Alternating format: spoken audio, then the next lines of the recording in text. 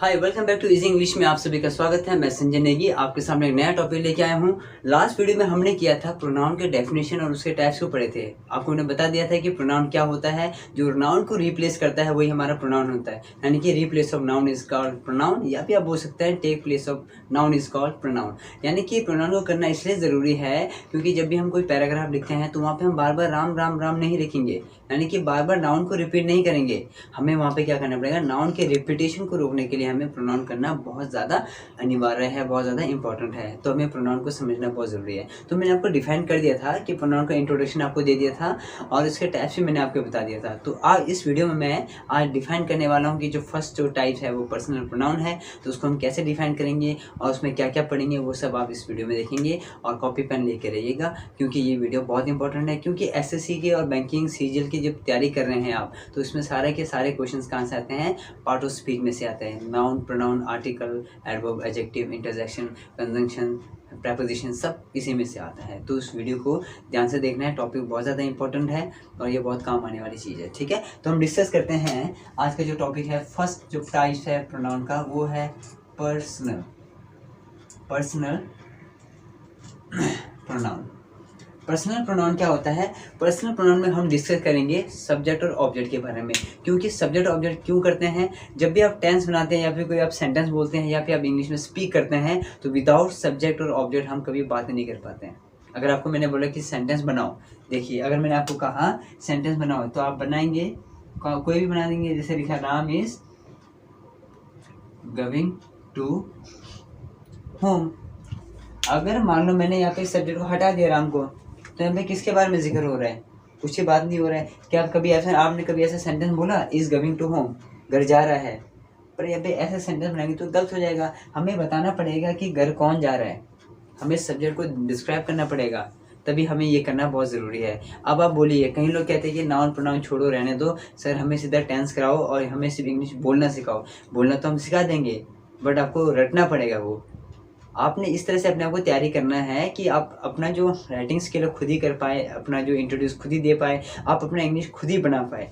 इसके लिए आपको क्या करना पड़ेगा, जो बेसिक कॉन्सेप्ट है जो मैं भी आपको करा रहा हूँ पार्ट ऑफ स्पीच, इसको पहले पूरा अच्छी तरह से कंप्लीट करना पड़ेगा। देन आप एक अच्छा स्पीकिंग कर पाओगे और राइटिंग भी आपका इंप्रूव हो जाएगा साथ के साथ। तभी हम आगे जाकर टेंस करेंगे, एक्टिव पैसिव वॉइस करेंगे, नरेशन करेंगे, मॉडल्स करेंगे, तो बहुत सारी चीज़ करने वाले हैं। तो स्पीकिंग से पहले आपको बेसिक कॉन्सेप्ट को समझना बहुत ज़रूरी है। वो है हमारा and ornaments of English grammar is part of speech. Part of speech क्या है, इंग्लिश ग्रामर का एक ऑर्नामेंट्स है, इसको करना कंपल्सरी है।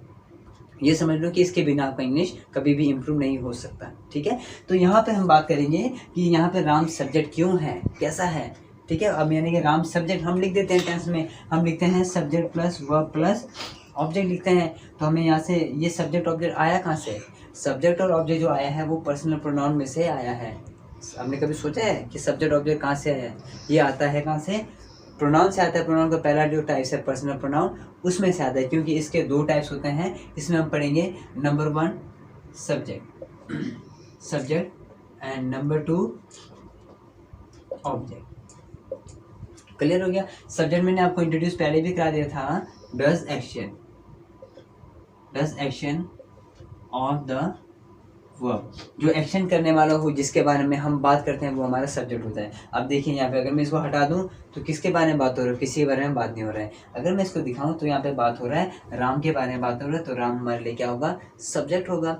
और ऑब्जेक्ट क्या होता है, ऑब्जेक्ट होता है receive action of the verb. यानी कि ये ऑब्जेक्ट क्या बताता है, वो सब्जेक्ट के एक्शन को बताता है कि सब्जेक्ट जा तो रहा है। अगर मैं होम को हटा दिया, अगर आप ऐसे करोगे राम इज गोइंग टू, तो ये सेंटेंस क्या माना जाएगा, गलत माना जाएगा। तो सही करने के लिए हमें क्या करना पड़ेगा, सही करने के लिए हमें बताना पड़ेगा कि जो सब्जेक्ट एक्शन तो कर रहा है, अगर सब्जेक्ट जा रहा है तो कहाँ जा रहा है।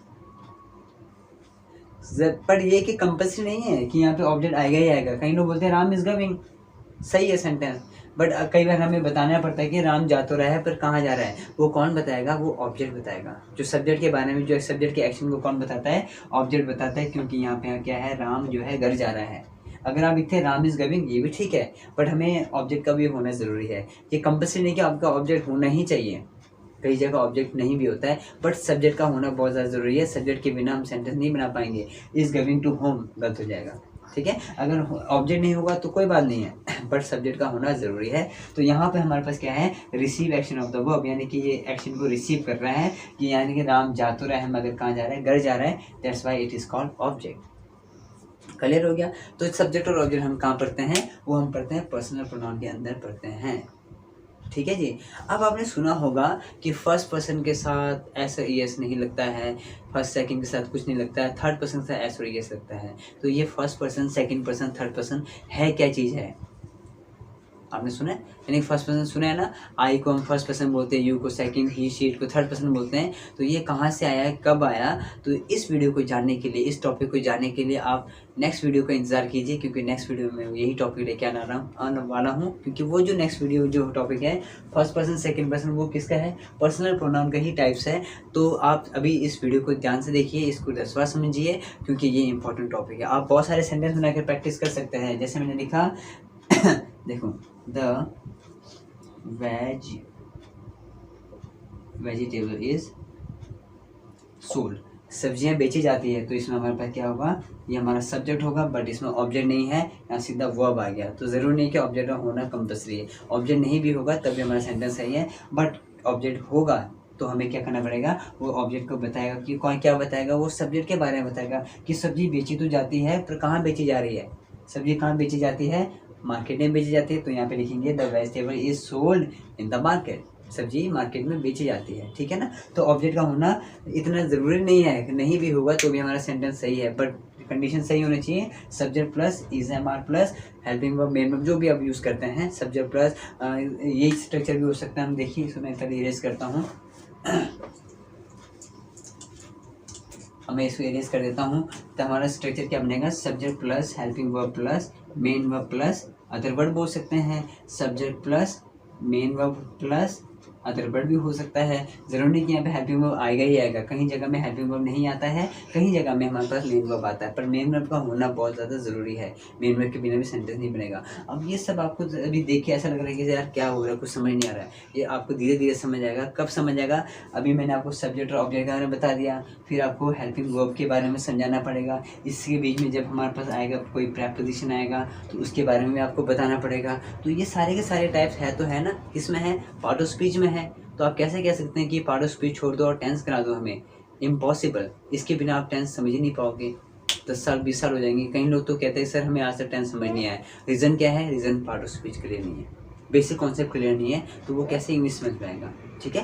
तो तब तक आप इस वीडियो में बने रही हैं, और इस वीडियो में जो टॉपिक मैंने कराया इसकी चीज़ को आप बार बार रिपीट करके देखिए। अगर पिछला वीडियो आपने नहीं देखा है तो मेरे जो अपलोडेड वीडियो है उसे आप देखिए। ठीक है। तो नेक्स्ट वीडियो में मैं टॉपिक लेके आने वाला हूँ, वो है हमारा पर्सनल प्रोनाउन का अगला टाइप्स है, जिसमें पढ़ेंगे first person, second person, third person. I, you, he, she, it को क्यों बोलते हैं फर्स्ट, सेकंड, थर्ड पर्सन।